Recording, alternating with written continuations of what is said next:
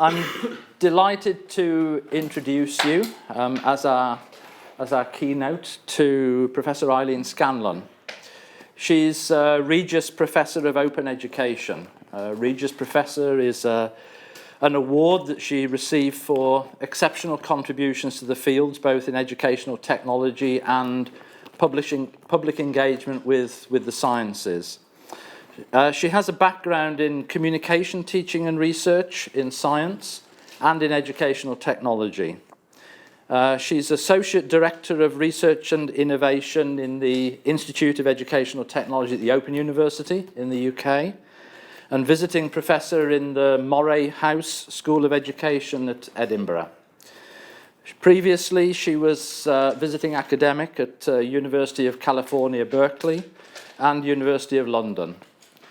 She has extensive research experience on educational technology. She's undertaken projects that have been funded by the European Commission, by the Economic and Social Research Council, by the Hewlett Foundation, by the Higher Education Funding Council for England, and the Joint Information Systems Committee. She's undertaken research projects in areas that I think are of particular relevance to us in terms of the contemporary look that we are having on educational technology. She's explored aspects of digital scholarship to develop open educational resources, that develop innovative approaches to evaluation, and where the research is informing the development of an online laboratory for practical science teaching. Eileen has kindly agreed to talk to us today on this topic of educational technology, innovation, methods and practices. So I hope that you will join me in welcoming Eileen to our 2017 residential.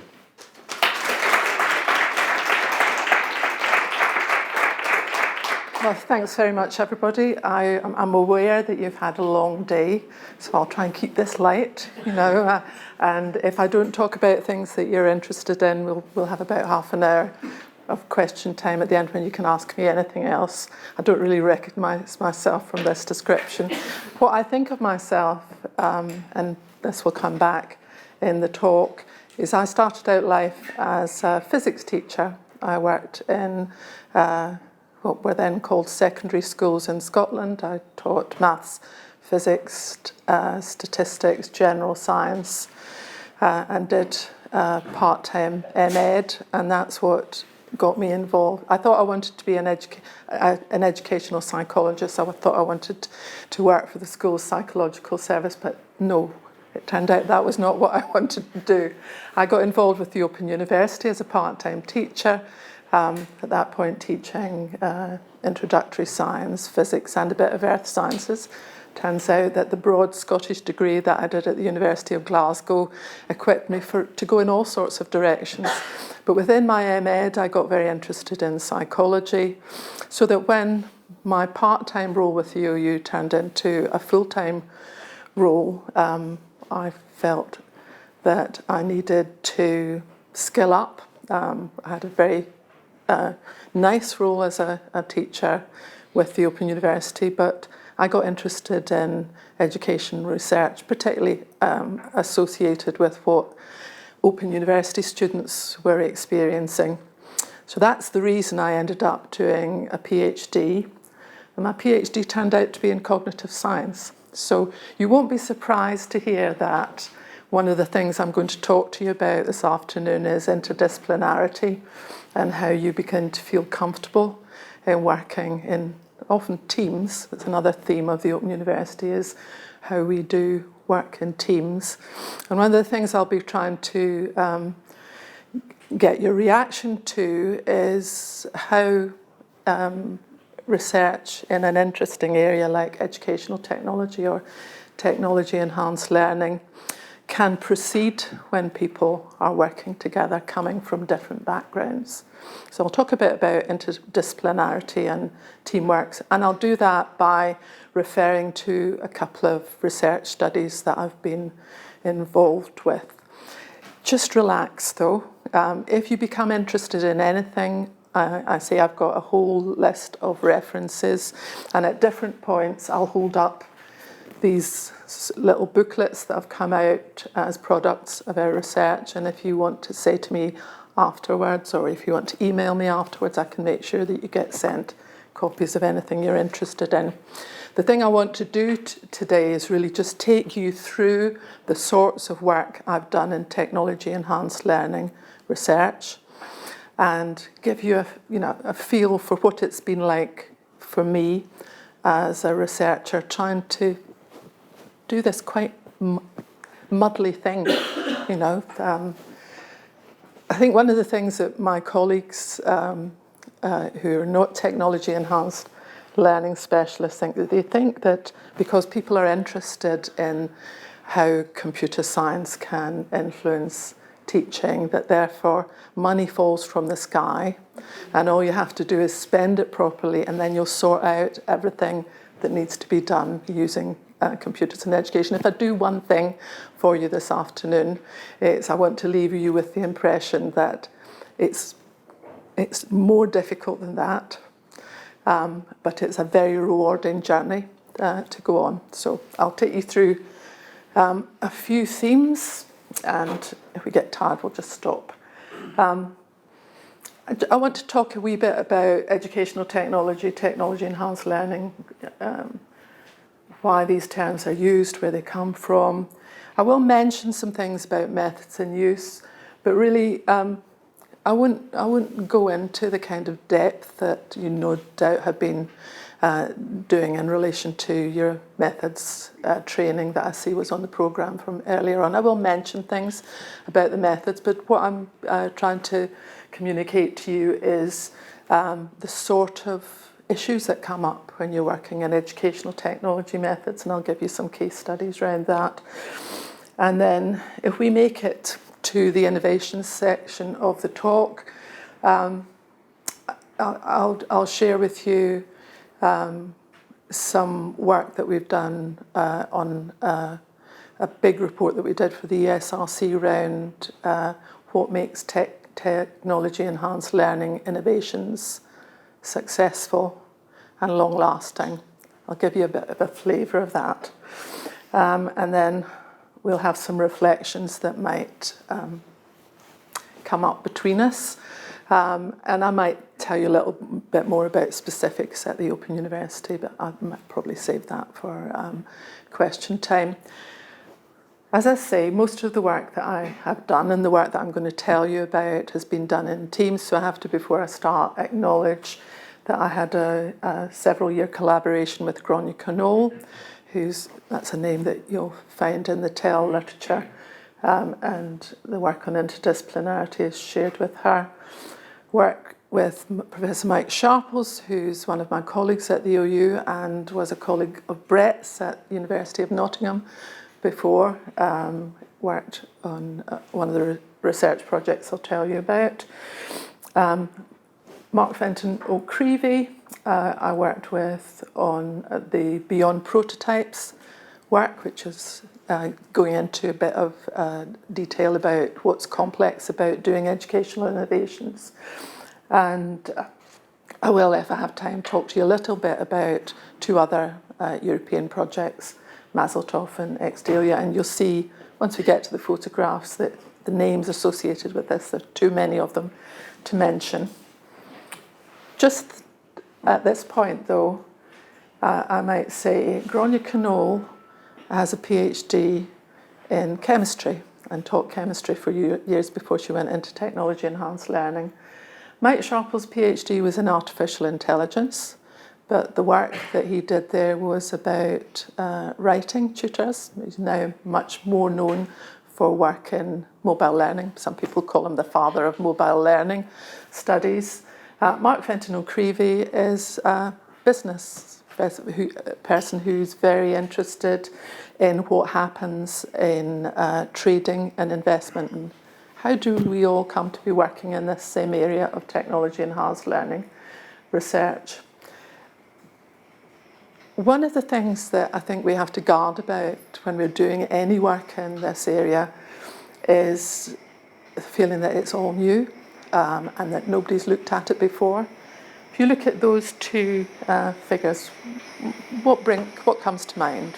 iPads, recent mobile computers. Well, actually over 40 years, the vision for what these kind of devices could do has not changed. I mean, the first person who wrote about something that sounds very much like our present-day iPad is a man called Alan Kay. He's still active. I met him in Los Angeles last week. He developed the idea behind this networked personal computer back in 1976 when he worked as a researcher at a commercial lab in Silicon Valley. So I think another thing that you might take out of my talk is there is a history even to educational technology, and don't let anybody tell you that the technology will drive what you do. Mike Sharples has a number of different definitions. You notice I keep sliding between educational technology and technology-enhanced learning.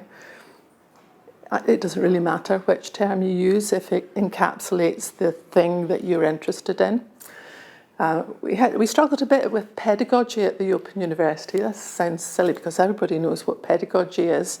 But partly the language around teaching using computers was very instructivist to begin with. It was very much to do with what computers could do and was driven by ideas of technology driving your pedagogical decisions.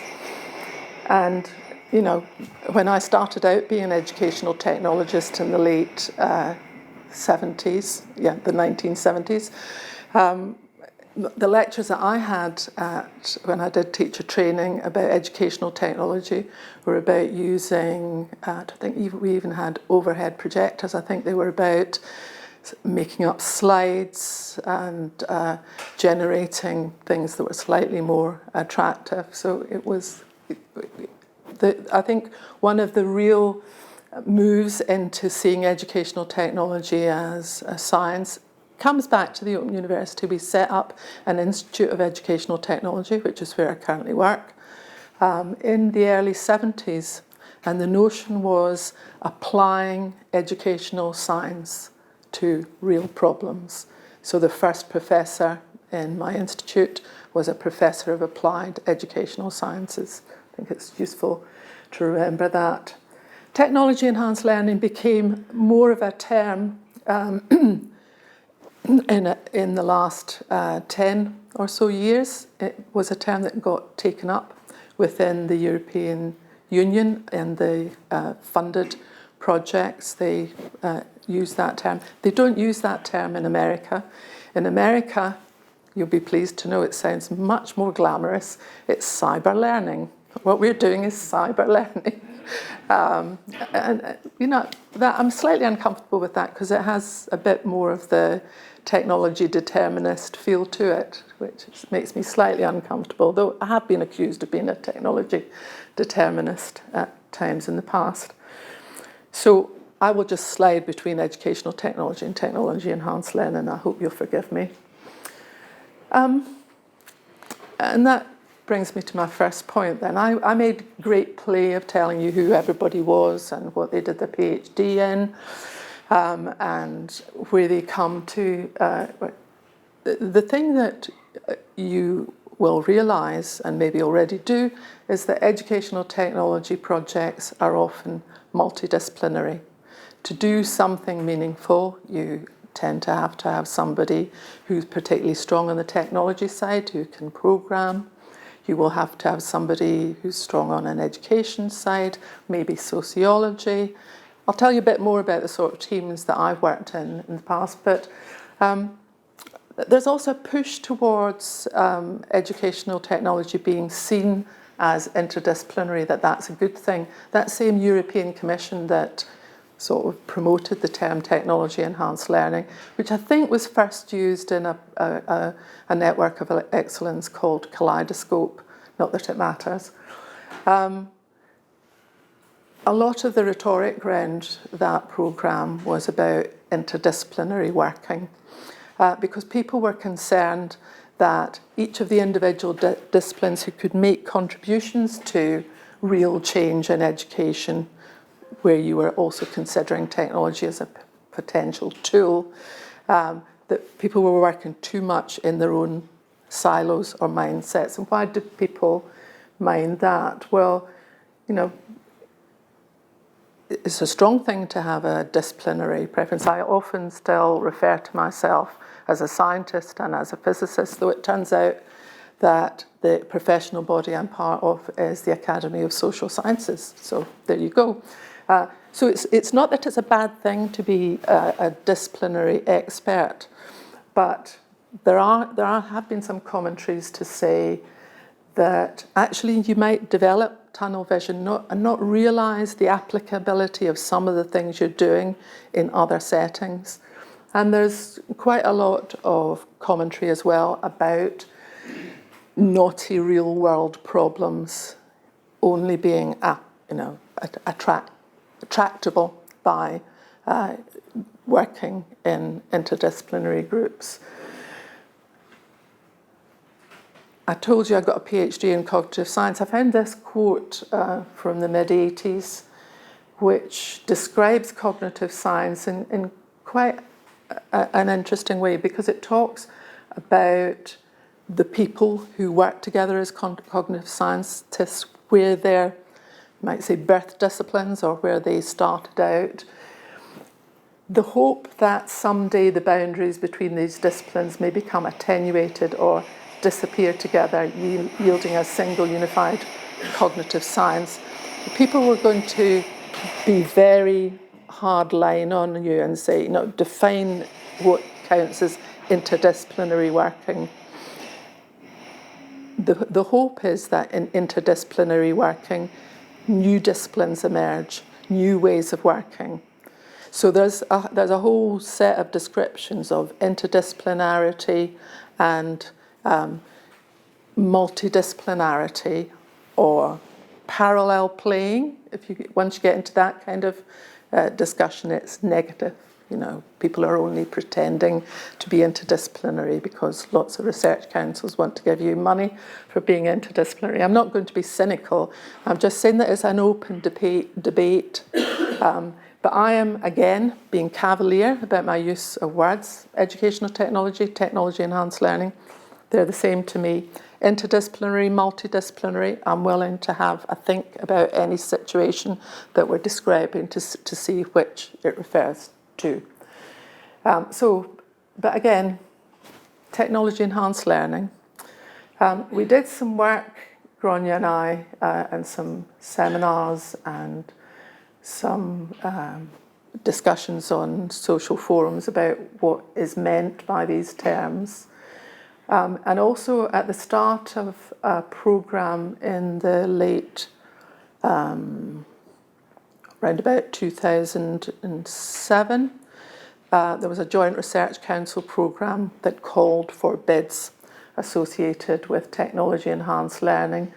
And there was analysis done for the people who, decided to bid. People will always bid for a programme. So there was some analysis done about in what words were used associated with the work that they've done.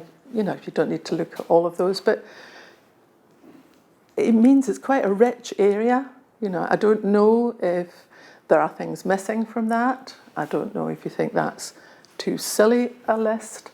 I don't know that we can even be sure that scenarios as described as a learning concept will mean the same to all the different people who might have mentioned scenarios in their proposal. But I think there's overall a feeling within them that learning is doing and it involves social interaction. So there's some, you can boil down some of these pieces of work in ways that you might relate to what you're interested in. And enhanced, some people think enhanced is a kind of value-laden term, because enhanced means getting better, doesn't it? So, some people will use TEL as enabled. So the jury's out on whether it enables it in a good way or not. But this particular list coming from this research council, they actually even defined enhancement as to do with personalisation, flexibility, inclusion and productivity. So it's quite nice to look back at this call that came out from the Joint Research Councils. They did some work in the EPSRC to try to get people to help them form the call. And they had this very long paragraph within it that I think encapsulates quite a lot of the things I've been saying to you about the need for TEL to be an interdisciplinary endeavour. The things I would just point out to you. It's not just for practical reasons, and not even for solving knotty real world problems, but there's also a theoretical wish in this work. It's intended to help us build new understandings of how technology can enhance learning, and that requires theory building too. So the first little piece of work I'm going to talk to you about, I'll just wave the report if people want it. I can give them a web link, or I mentioned working with Gráinne Knoll. We were funded in the first phase of that ESRC project, and having read all this stuff about it's all very interdisciplinary, isn't it? We thought, well, that's a very interesting theme. Let's see how the people who work on these projects feel about interdisciplinarity. So we just did a very simple study. As I mentioned, we did some discussions and workshops. We interviewed people. We tried to have a range of people of different backgrounds, a bit of experience, and 18 people. This is not a big study, but it was quite useful and indicative to us about some of the issues around what we were working towards. I won't take you through all the quotes, but I like the one on the top there. You can't escape interdisciplinarity if you're wanting to make a difference in the world, designing artefacts that are going to improve people's lives. And that's the other theme I'd like to build into our joint thinking about this at the moment. Interdisciplinary because you have to do it to do anything meaningful. But actually, when you work on a technology enhanced learning research project, there has to be an artefact. You have to produce something that people are then going to look at either as something that shows what you think about how learning or teaching should happen. And it concentrates the mind wonderfully. If you've got a 3-year project and you've got to get to the end of it, you've got to produce something, and you've got to evaluate it so that any other group of researchers would say you've made progress in our understanding of how technology-enhanced learning might work. It's quite interesting. I'm not going to say that all the people we interviewed were positive about the idea of interdisciplinarity. There's a quote there about computer scientists needing to be thinking in a different way because of the educational audience. There's a lot of quotes, I would say, well, there's sort of benefits, but, people like me have to publish papers in journals, and it's actually much easier if you're a computer scientist to publish in a computer science journal, but is a technology enhanced learning project you might not find it so easy to do that. And there certainly was some comments from our interviewees about seniority. It's easier to be interdisciplinary when you'd established yourself professionally in an area, whether it's education or computer science or psychology. And also this middle line about selling our line in other contexts. It's quite interesting that people are seeing that as one of the products of work is actually having to persuade different groups of professionals that the work that they're doing is valuable. I mentioned the parallel playing quote before, and it is hard work if you're really going to engage, not do parallel playing. The challenges, I mean, some of these things I've labelled as challenges, but actually, although there's a line within those comments and others that I have about that one about the aristocracy among the disciplines, there certainly is kind of pecking order sometimes in projects. But the top one speaks to something else I'm interested in, is that in doing the interdisciplinary projects, people actually moved a bit from their original perspectives. And I think that's one of the reason I put it as a challenge is developing real respect in a multidisciplinary team takes more time than you think you might have when you engage in some of these projects.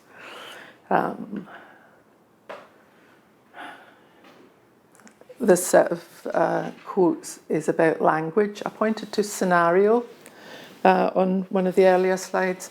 You'd think that something like scenario or task would mean the same thing in different disciplines, but you find when you're involved in these projects that you might be using the same words, but you mean different things by them. And I'll make an example of that later on.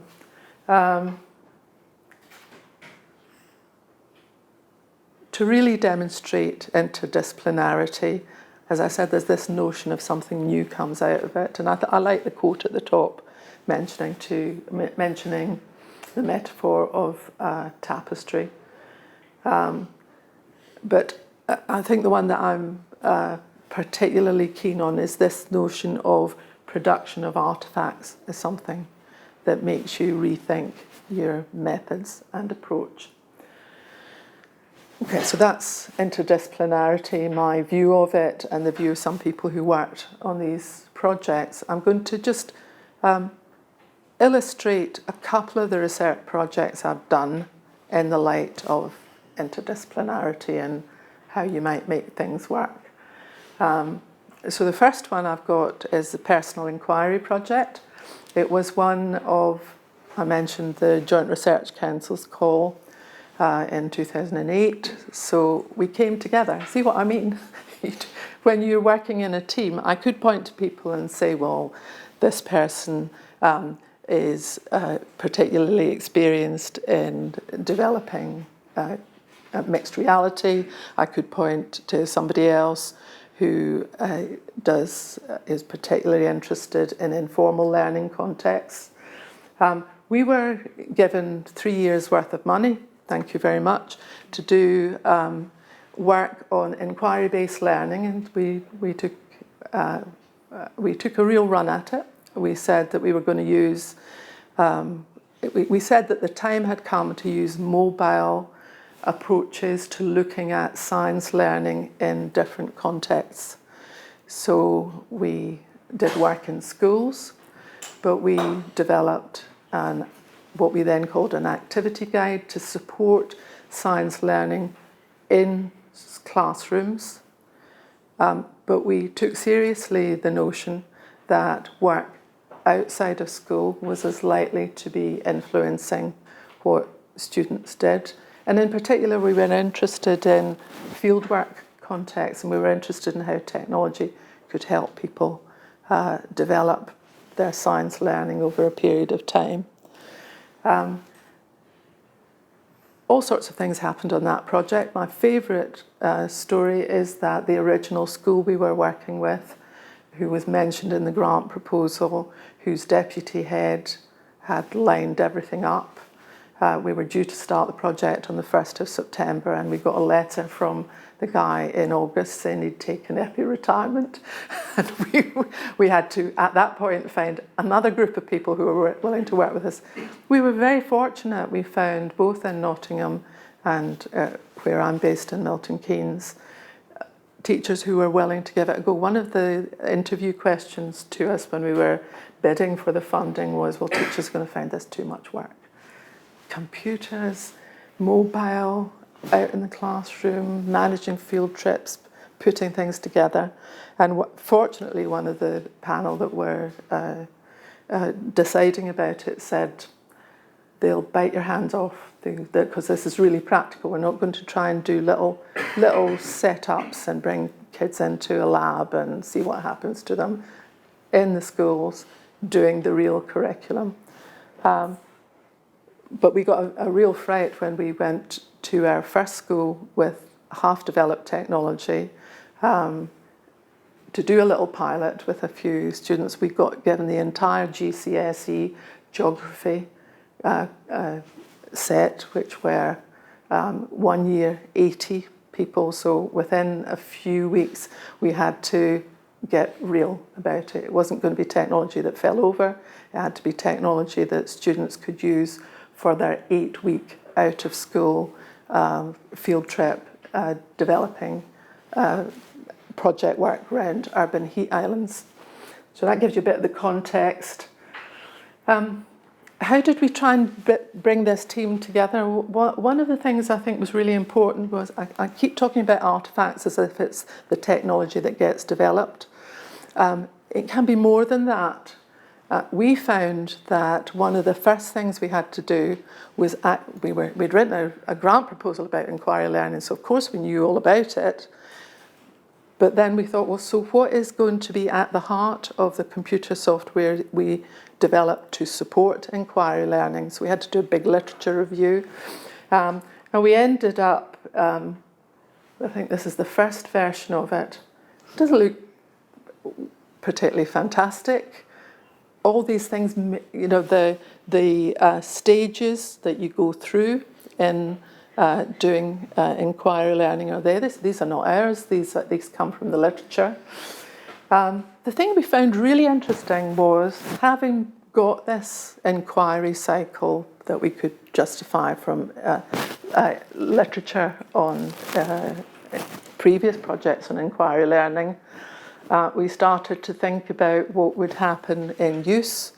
You might get an inquiry question, you might decide to plan the investigation, collect your evidence, analyse and represent it in some way, and then discover you've done something completely wrong.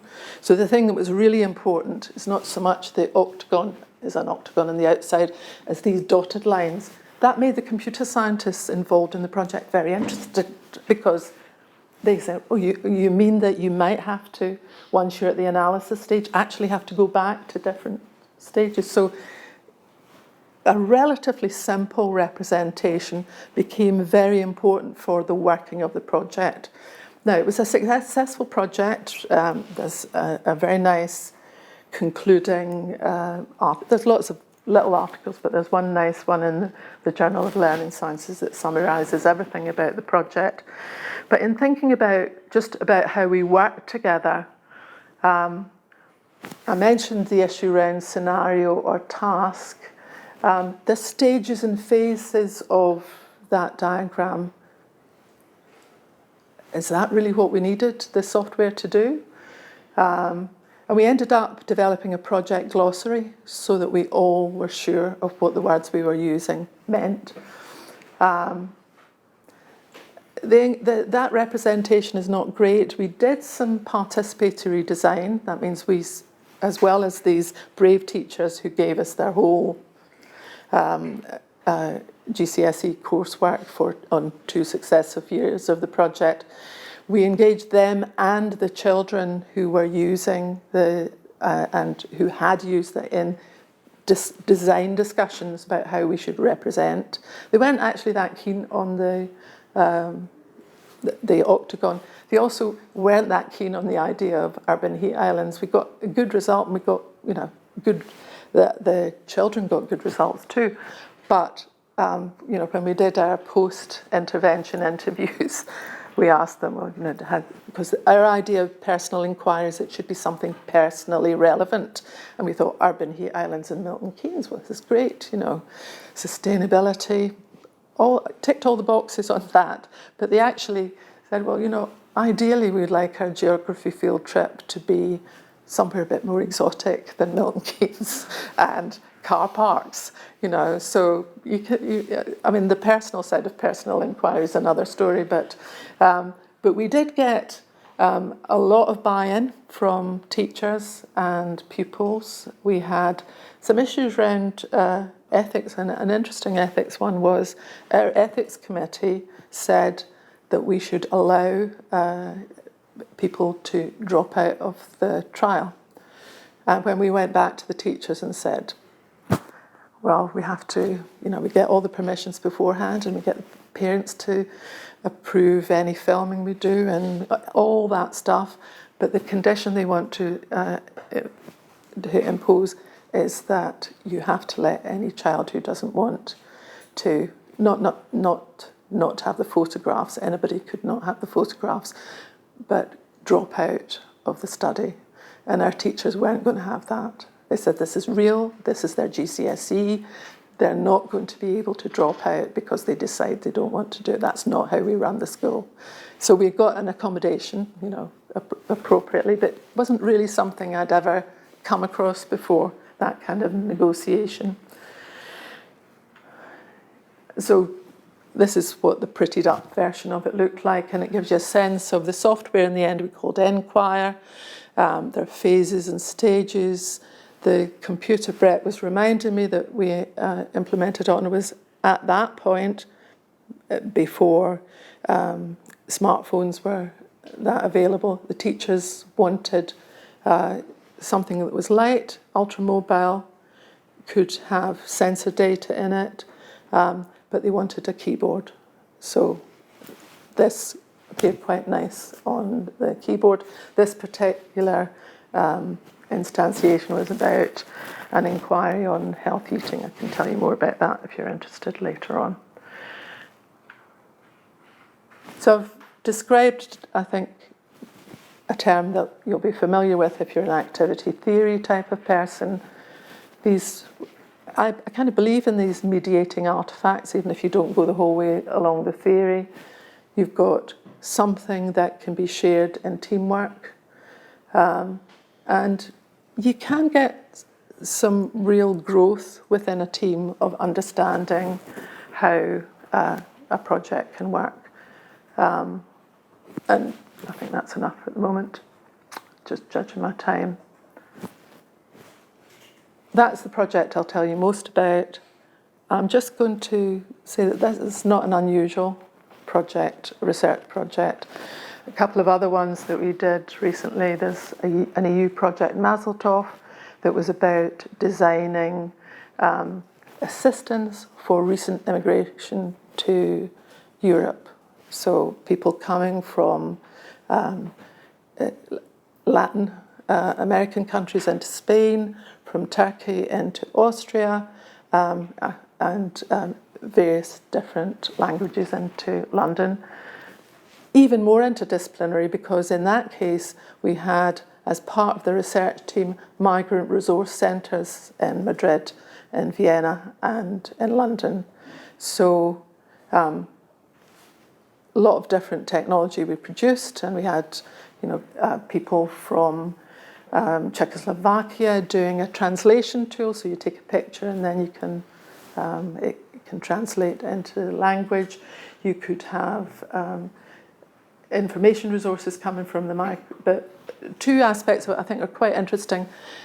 We had a geosocial radar was what it was. It was that you could alert and say, is there anybody near me that speaks Spanish who can help me?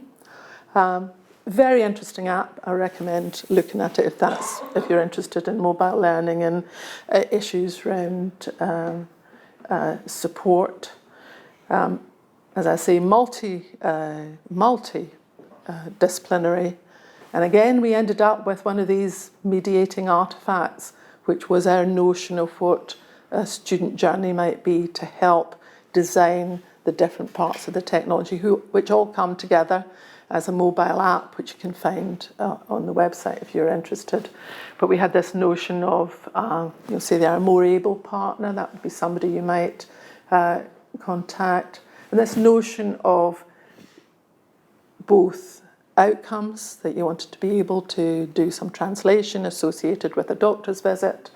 You might want to do some general learning either at home or elsewhere. We did various evaluations of that. We ended up with one done in association with the NK Smart project in Milton Keynes too. So there are parts of that app that are still available to be used. We're certainly building on it in other work. And just to blow your minds, you thought that was interdisciplinary, TEL. We had a project called Xdelia. I mentioned Mark Fenton and Creevy as one of my collaborators from the business school. We had banks. We had, I thought when we were discussing this project that it might be about helping people to, finance traders to really work out the maths so that they don't make silly mistakes. Silly me. Financial traders can do the maths. You don't get to be one of those in one of those sorts of jobs if you don't have the background. But this was building on some work that had been done on behavioural psychology about trading decisions being made that are influenced by your ability to self-regulate your emotions. There's a whole literature associated with that I didn't know anything about before I started. I came onto the team as an evaluator, somebody who would help design a learning journey. And we started out designing a learning journey for finance traders and investors, because one of the banks that we were working with not only wanted us to help their traders, they had an investment platform and they wanted to extend it to people who were privately managing their finance. This is a really interesting project too. The quote in one of the newspapers was, just at the time this funding was awarded, was the OU shuts the stable door after the horse is gone, because we started this project a year after the crash. And you can maybe that influenced the EU in giving us the money to begin with. It was done under a TEL stream, quite far away from TEL research, although it has all the components. It has multidisciplinary teams, it has people producing technological artifacts and learning journeys, it has evaluation of performance, it has neuroeconomics, we had sensors, we had people strapped up. The interesting thing I found out about this project is we never managed to get a technology enhanced learning conference to accept it's a TEL project at all. I can show you rejection letters. Well, of course it's TEL, it's learning and it's technology. And but anyway, that's my beef, really. I think with that one, what we found was our use of an artifact in that case was a kind of model of design and evaluation being linked. It wasn't quite as directive as some of these other things I've shown you, but we found ourselves as evaluators on the project.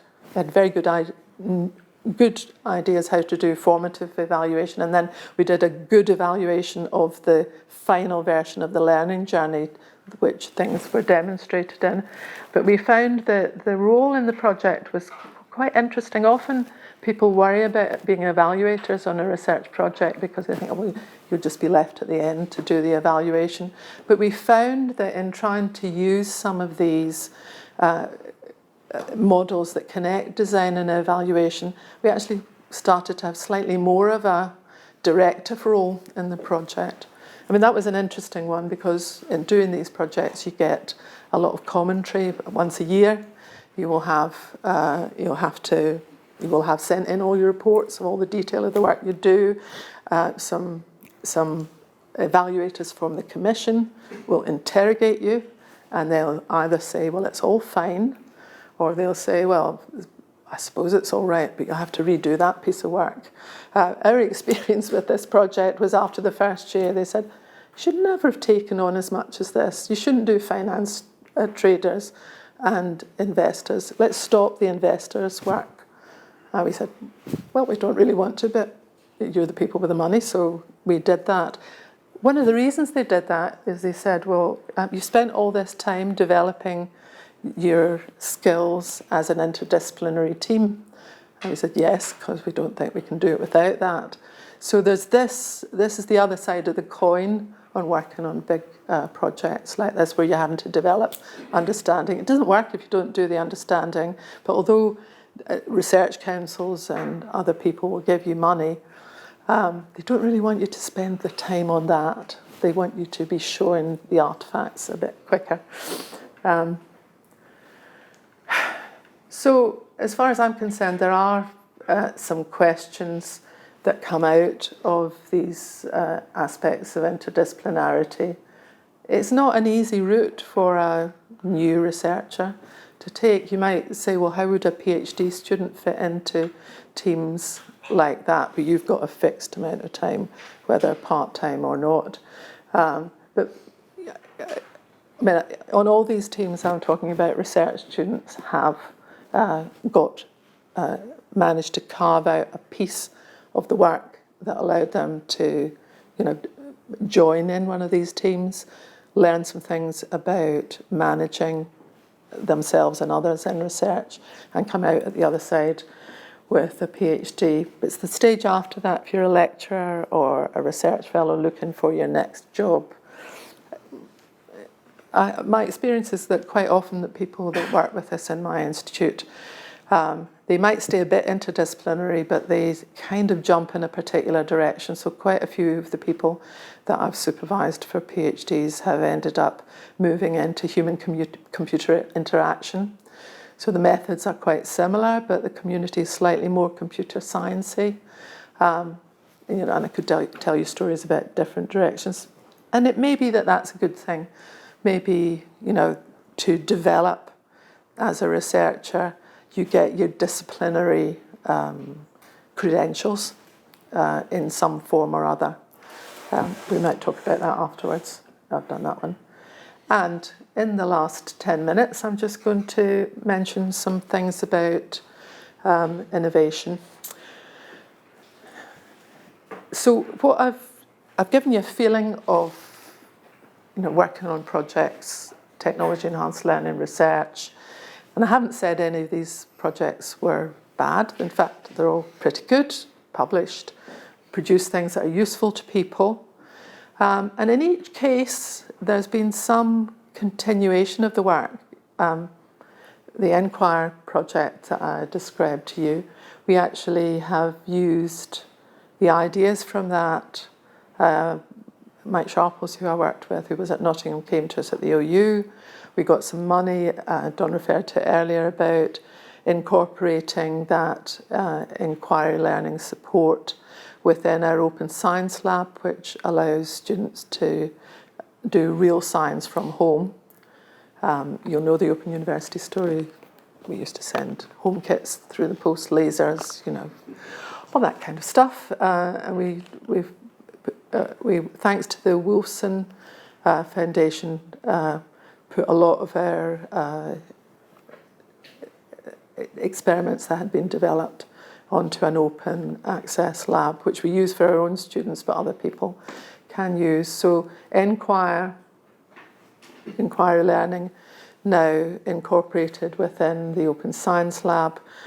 We did some work on that. We now are in the next phase of that. We've moved on to a version that can be used on smartphones, Androids rather than iPhones, which I'm sad about because I don't have an Android phone myself. But that incorporates a lot of the features of support for inquiry learning that we developed in that project, PLAST, in 2008. We can use, there's a Sense It app that connects to that, so you can unlock all the sensors that are on your mobile phones. We have some very nice examples of work there, and that we're now moving into citizen science, even more use of informal learning. So that sounds like quite a success story, but it's still quite limited. We've managed to get bits of money to take the basic idea underlying technology support for inquiry learning through quite a few stages.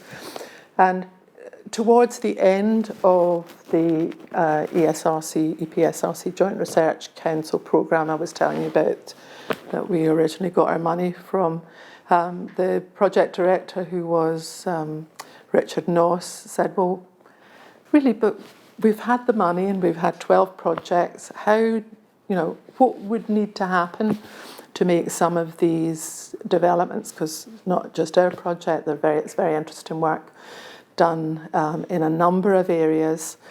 So he commissioned us to do this report, Beyond Prototypes. And in contrast to the work I talked to you about in terms of interdisciplinarity, we went large on this one. We thought, okay, so we want to find out what would make educational technology innovations last. Well, as I said to you at the beginning of the talk, it's been going for 40 odd years. Let's not just say, well, this one is very good just now and no doubt it will turn into changes in schools. So that doesn't happen. So what we did was we looked across a load of projects. We did, and described in the whole report, we started out with 100 examples. We just got people to suggest to us things that they thought were good. We did some case study research. By successive refinement of the team, which again was an interdisciplinary team there, that's a mix of educational technologists and business people who were very useful in putting models of innovation forward for us to think about. We had a definition of innovation, and after we did our initial case study look at about 100, we settled down on 8 projects that we thought were doing something meaningful, and we interviewed a lot of people associated both with the projects and with technology enhanced learning more generally. And we did thematic analysis of there's tons and tons of this stuff. There's loads of audio, and I'm sure some of you will be doing things like that and struggling with how to deal with verbal protocols. We took quite an interesting approach to our analysis. We simply, at each meeting, we met every week. All the members of the team would have looked at the same script, would have talked about and marked up particular themes they thought were emerging. And out of all of this came 3 ideas that we think are important. One of them was about persistent intent. You can have a project, you can have an idea for a project, you can have some money, but we found that successful projects had this sort of notion of an idea that ought to be continued. You might think, say, Seymour Papert, his work on Logo. That was somebody with a vision, started off children's programming in a very interesting way. One of the case studies we think works very well as an example of TEL-innovation is the whole development of the Scratch programming language. And that's very much based on original Logo work, varied a bit, but also still coming out of MIT. Mitch Resnick, the leader associated with that, talked in this report about what he'd learned from the success of Logo and ways in which it needed to be supported. He had a model of how informal learning with Scratch could be developed. So that's the persistent intent idea. I'm not going to do the complexity one next. I'm going to talk about bricolage. Bricolage is a term from Levi-Strauss. You don't actually need to know about it. I was very interested when I was worrying about what we would put in this report and whether we would use that term. But I then flew on one of the budget airlines, and in their in-flight magazine there was a description of a bricoleur. You know, you go into France, bricoleur, somebody who tinkers. So the idea of bricolage is much more powerful concept than this, but it's basically the notion that in a particular setting, you make do with the tools that are available to you, so that you see them partly as a constraint, but also a way of that you find yourself in a situation with technology affordances that currently exist, and your job as either an engineer or somebody who wants to do something more theoretical, you make do with what there is and see what you can make of it. We found that often the accounts of successful projects were maybe a bit like our personal inquiry project, maybe an ultramobile computer with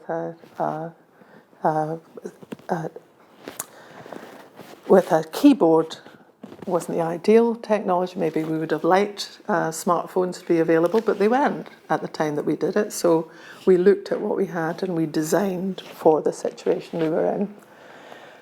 The last thing I wanted to talk to you about, which I think I've communicated to you anyway, is the third major theme we found was a complexity of the infrastructure around technology-enhanced learning. I've said these things to you. We did a lot of that work. And we came up with, again, you love me because of these diagrams. I show you that may look very nice, but you're not having time to look at the detail of them. But again, this diagram represents what we write about in the report as the complexity of the technology-enhanced learning world if you're trying to do innovation. You've got the item at the bottom, revenue generation. I haven't talked about it much, but some of the projects we looked at were commercial projects, and often when you're moving from research into some commercial world, the numbers don't make sense. So revenue generation is part of it. You kind of have to have funding to start off with to start off on any of these journeys, but also schools have limited funding too. There's a whole line of work through the policy context, you know, you persuading people that the idea that you have, that you've had persistent intent and you've made do with the technology and the surroundings that you're doing the work in. This is very complicated. You have to have a vision, and it doesn't often, you have to, I think, resist the suggestion that some people will make that any research that's done should immediately transfer into practice. It's more complicated than that. And as I said to you at the beginning of the talk, that's probably one of the messages I ought to finish on.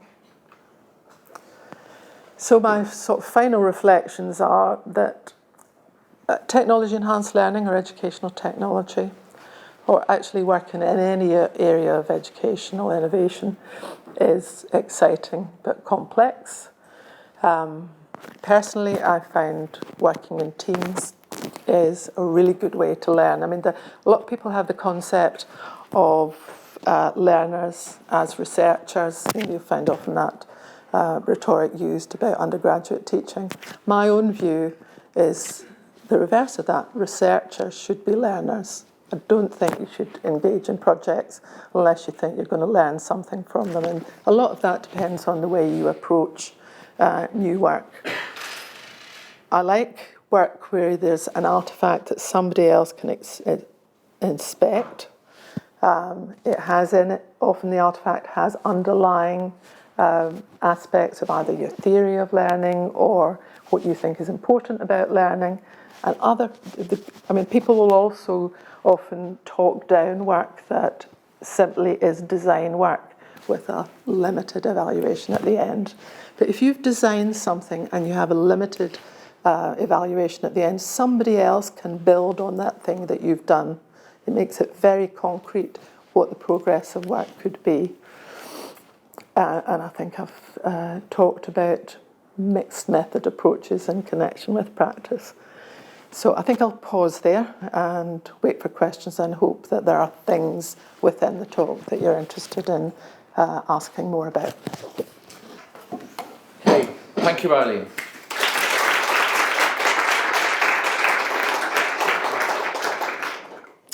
Okay, so we do have time for questions. And Eileen has given us, I think, a really interesting picture of a developmental perspective on technology and the way in which interdisciplinarity is important in that respect. I think that's, I know that a lot of Eileen's work has been concerned with the creation and development of technologies for particular contexts, which I think is is very important in terms of how one's looking at the ways in which those technologies and the research associated with it match in with that. So taking that sort of perspective into consideration, I guess you have questions. Please, Daria. Okay, so my question relates more to how do you scale up the results of the research and how do you include it in the policy and how do you make it the reality of schools, universities and so on? Do you have something? That's a small question, isn't it? I think the first one is do good work and don't oversell what you've done. I think that, I mentioned technology and evangelists. I think a lot of work in the area has been in a way counterproductive because it's all slightly oversells what is known. People talk about, well, there's obviously potential for this and this demonstrates the potential. And I think what I was trying to communicate at the end of that is that the researchers themselves might not be the best place to make that transfer into either a school or a policy context. If I think of some work that we've been doing recently at the OU, we've been trying to make the connection between our research outputs and developing them into something that's more useful. So one of my colleagues, Anne Adams, has had a project called JuxtaLearn, where she produced out of this a tool, a tricky topics tool. It came out of work that they'd done in a number of schools, which teachers who saw it were very interested in. Now, we're the Open University. We've done a nice research project for the EU. We've got nice outputs. We've got a tricky topic tool. We've worked in 3 or 4 schools. The question that you're asking is, what do you do next? How do you take the ideas that came out of that research project? I can give you this example. So in Anne's case, she worked with, within the project, she'd worked with one firm who was interested. She saw the potential of the tool that came out of the project. Various teacher bodies who have seen the tool think they would like to extend it a bit. So she applied for what's called HIFE funding, Higher Education Innovation Fund.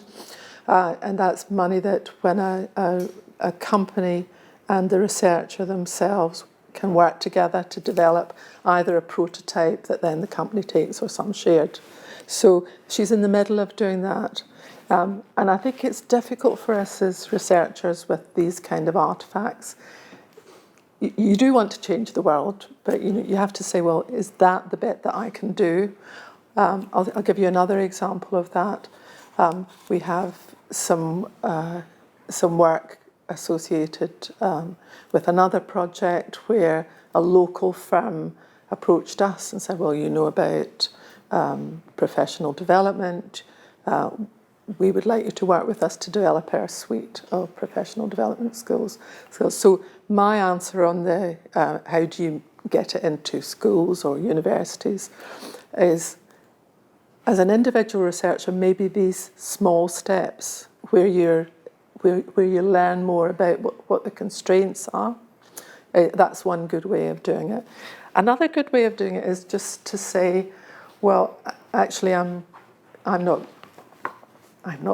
somebody who understands about scalability of technology products and what the revenue issues are. So my colleague Mike Sharples and some others, on influencing internal OU policy around teaching and hopefully other universities too, but in 2012 decided that they would do an innovating pedagogy report. It's a kind of horizon scanning activity. It's run for all those years, since 2012. These reports are available on the OU website. And over the years, the approach has been, well, let's make some predictions about what aspects of technology are going to, are close to being usable within large-scale settings. And that's been successful to the extent that some of the ideas within the first, we do it pointing in two directions. It's meant to be accessible to anybody who wants it. It's not reports of particular research projects. It's themes influenced by what we know from from our own or other people's research. Tons and tons of downloads. You can't be sure that 80,000 people who downloaded it read it or made a significant change to their work, but maybe that's the sort of work we should be doing. We should be trying to track some of these ideas that come in our reports. Other people do these kind of reports too. But it's not a bad way of making an impact on policy, because the policy context, again, is something quite different. Our report on Beyond Prototypes, that was actually commissioned for the then science minister. I don't think the message that said, it's quite complex to do this, was probably the one that he wanted, but that was the message that we had to give. And my colleagues do things like that. They've made a lot of input to the recent consultation around digital skills. So I think the demands on an individual researcher, it's quite complicated. It's complicated to do the work, but you kind of have to choose what's, if you're interested in impacting policy, you have to choose that direction. You have to look for these different sorts of roles rather than getting into the nitty-gritty of an individual project. I don't know what other people think, and I probably talked too long in the answer to one question, but that's my current thoughts about it. Any comments or other questions? It's great to disagree with me. You don't have to agree with me at all. I almost don't agree with myself sometimes. You can hear yourself saying something, well, that's kind of right, but if I were you, I would argue with me in other ways. I think the thing that I skipped over with you was, the detail of the kind of methodology that we use. And I've talked about practical things that influence how teams work. I haven't gone into the kind of detail that you need and have been doing sessions on today on methods. Sorry, follow up on what you Yep. just said. Can you give specifics or examples of innovations that found their way into the mainstream or into actual policies? Well, I'm glad you asked me that, because I said I would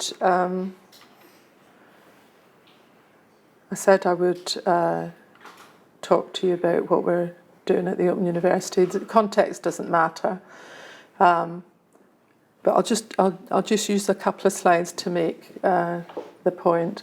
Because Don had asked me to talk a bit more about open education than I've done. I couldn't quite fit it in.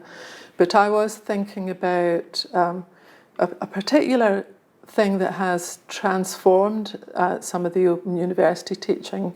You would think that we are an open institution, but open means lots of different things. The start without qualifications, students with disabilities a particular market for us. But one of the things that made a difference to how we approach both our teaching and research was a grant that we got from the Hewlett Foundation, again about the same time, did everything interesting happen around about 2007 maybe. We got a lot of money to put a third of our teaching materials freely available online, which was great. And Open Learn is the thing that came out of that. And I'm sure those figures I've got for Open Learn are quite out of date, probably are. I don't really want to talk about this. But what that led to was a kind of re-evaluation of what openness should mean. After our initial grant, which was to make the materials online, people said, well, you can't just put materials online and say, well, that will change education. What is it that we know as a result of doing that? And there's that my colleagues in the Open Education Research Hub had an interesting way of trying to look at what things made a difference because of openness, and they came up with hypotheses. You know, it's quite an interesting thing that they have. They have an evidence hub, so they said, well, we know all about open education, and we know the materials are outlined. We know everybody loves it, but they started to come up with hypotheses that they wanted to gather evidence about, and some of the evidence. I think particularly C, I think we kind of know that now. But I'm using that as an example of what you're asking me about, because I think the move to making our materials available changed our attitude to research, and this notion that openness should be part of a researcher's way of thinking, not just a sort of label you put on your resources. So the example I mentioned to you before, the Open Science Lab is actually a very good example of particular things that came directly out of research, as well as the Enquire one that I mentioned to you. We have, I think I've got a picture of it here. This is what Enquire looks like as part of the Open Science Lab. So that product came directly from our work. It's now used in Open University direct teaching. And we have this notion that we've developed inquiry a bit broader, but I am getting to the point. But another example of research directly going into our teaching is an open educational resource that we produced, iSpot. It was produced in order to help people learn about likely IDs, species IDs. It was designed to be something that anybody could use, and it was developed with that in mind as an informal learning journey. The picture of it I've got there is it's incorporated in one of our MOOCs through FutureLearn, but it's also part of direct teaching about ecology within Open University's teaching. So my answer to your question is yes, that's a good example of how research products directly feed into changes in the way that we've done our teaching. And I've been talking to you about a kind of 10-year span. The thing that's probably disappointing is maybe it does take that long. You know, it does. But these are examples of where it actually happened. And that's why universities need to research into their education for their own purposes. It's interesting this is for a MOOC as well. I worked on a MOOC, and that's like the only area we're doing interviv technology enhanced learning. Yeah. And that's what we achieved there, is fed into mainstream. And I've heard Vice Chancellors talk about the role of MOOCs as not a university like the Open University, but other places where there's an example. The University of Edinburgh has a MOOC, I think, on FutureLearn about the Higgs boson, which has Peter Higgs well, everybody doing physics would like to hear Peter Higgs talk about the Higgs boson. The material from the MOOC is now used in their direct physics teaching in Edinburgh too, and there's quite a lot of examples of that. Okay, any other questions? Fred? Earlier on, you talked about multidisciplinary research. Yes. And that you were into developing artifacts. Yes. And the number of projects that you work in. My wonder is what type of TEL research has actually been going into it? Are you involved in some sort of design research where you're coming up with new artifacts, for example, for use in a subject area like physics in your open lab? Yes. Or you actually building on, for example, the open lane, which is actually Moodle, a form of Moodle, and then you actually putting content on it for teachers to use, or you actually getting teachers to come and use the system. That's, training teachers how to use existing teaching TEL material. What type of research actually goes? That's quite a lot of different questions, but I understand the points that you want to ask me about. I think the things I've talked about to you are about designing TEL in cooperation with lots of people, but especially with teachers and students who might use them. So I think if I look at my own research work, that would be how I would characterise myself. If I can think of other work that we've done at the Open University, we have a project currently, funnily enough, also funded by the Hewlett Foundation, which is the TESA project, Teacher Education in Sub-Saharan Africa, where exactly that is happening. The open learn materials are being used and modified to be used in different settings. We used to have PGCE in the Open University, so I think that probably stopped maybe about 10 years ago. Didn't turn out to be a sustainable model for reasons that I don't quite understand. And within that, some of my colleagues can remember one in particular, Michelle Selinger, who was at the OU at the time.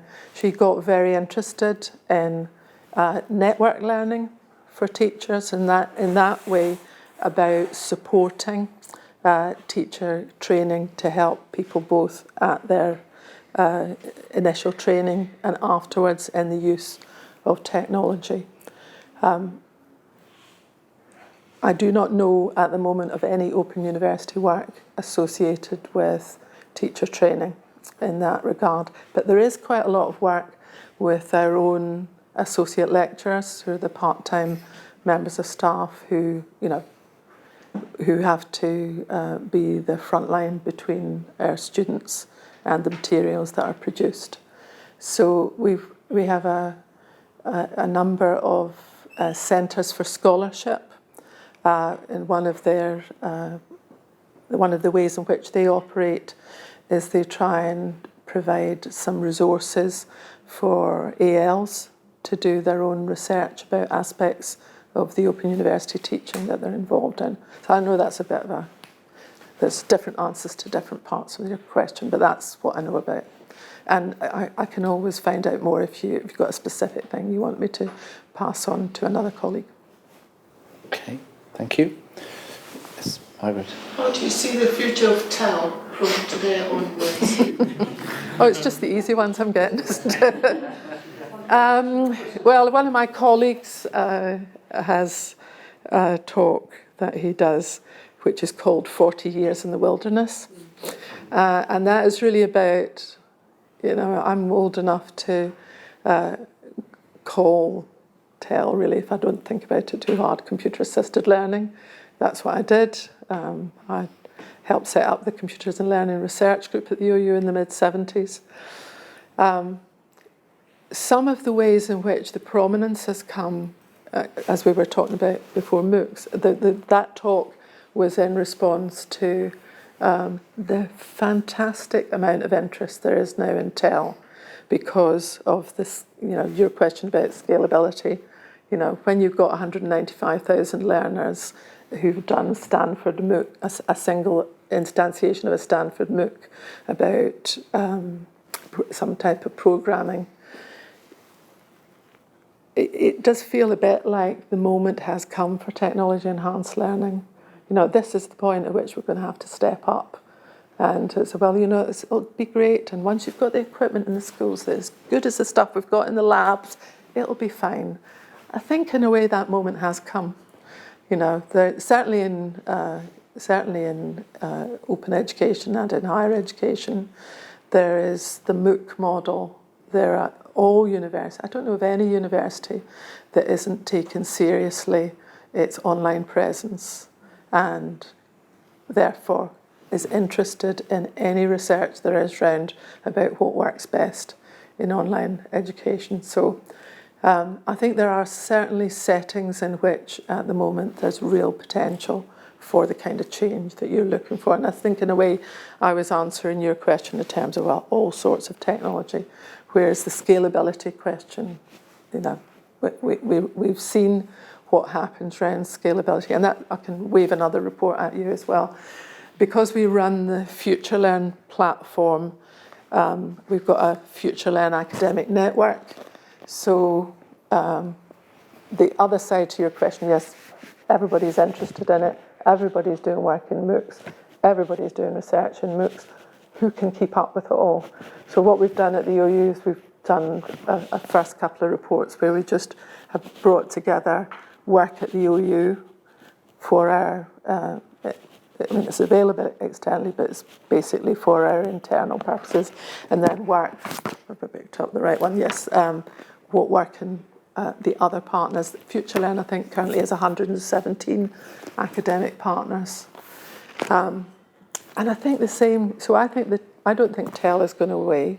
I did a talk in America the other week where they said, well, which platform is going to go away? I think that's the issue that we have at the moment. I mean, there will be a bit of survival of the fittest in the way there was VHS formats, and you know what happens in these kind of technology questions. But online education for mass audiences, I think that's here to stay for sure. Yes, I just had another question about the multidisciplinary, interdisciplinary collaborative experience. There were how many authors on the personal inquiry project or paper? Oh, well, we had, it depends at what point. We certainly had in our first grant application 12 co-investigators. And we got through to the second round, as I described before, and the Research Council said, you can't have 12 people, we don't want 12 people. So we ended up, a few people sort of stepped out of the arena very nobly. But then I have to say my CV is full of papers with lots of authors on it. But that was across 2 institutions, and yeah. That leads me to my question. Yeah. Is this something you would want to do across more institutions? That you talked about the complexity and the benefits of doing so. Yeah. That's a good question. I mean, I think part of the reason we were able to develop the project with Nottingham was a few of us knew each other quite well. We hadn't directly worked together, but we knew that we would be likely to be able to work together. Some of the other, Mazeltov and Exdelia, I didn't know any of the partners before, so that was more a step into the unknown. And in the EU, you don't, it has to be multi-institutional, whatever the project is. It does give you issues to make sure that people get sufficient credit for the individual work they do. But my own approach to that is to do, it's better to have everybody on a paper. I did work on a project years ago where people would take the names off papers because they didn't agree with what was in them. And that's quite hard. I mean, none of the projects, not any of the projects I've talked to you about. In some ways it's kind of direct, though maybe we didn't settle on the final thing. But your question is multi-institutional. I don't know. It's very hard to manage. We've got a new project which the OU is quite a junior partner in, but it's a NSF Science Plus NSF Welcome project, where there are 2 other institutions in the UK, and we're not the lead institution, and about 4 or 5 other partners in the USA, and that will be my first experience of an NSF project, which is not European. So I'm quite interested to see how that develops. Maybe that's what I'll write about on that project, is whether it was just what helped and sharing our ideas about it. Okay, I think, Manish, do you want to ask the last question? I think. You mentioned about this MOOC saying survival of the fittest and all that. Do you think money as being a factor in making the final call on that?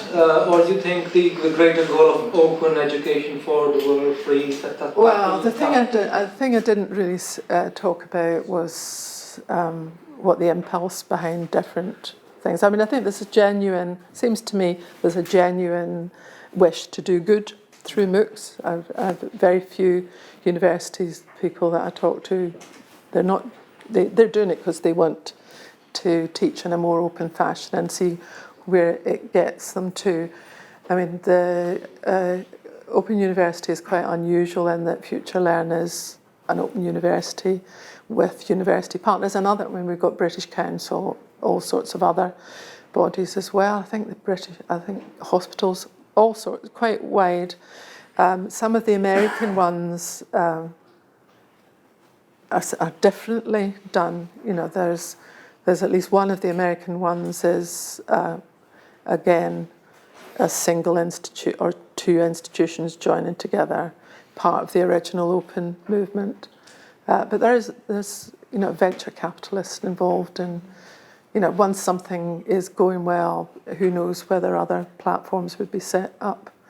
I think the point I should have made, though, is that something about people said, well, MOOCs go away, and some of them were critical because once the bigger things happened, that some of the original ideas around the connectivist MOOCs, as George Siemens and the pioneers of that. Some of my colleagues at the OU were involved in some of those original CC, whatever it is, MOOCs. It'd be interesting to see whether, what I see is people who are using the MOOC platforms trying to seriously develop the way that they teach, using some of the ideas that came from the original pioneers. I wouldn't know how to call it, so I don't know. I don't know if it's survival of the fittest. I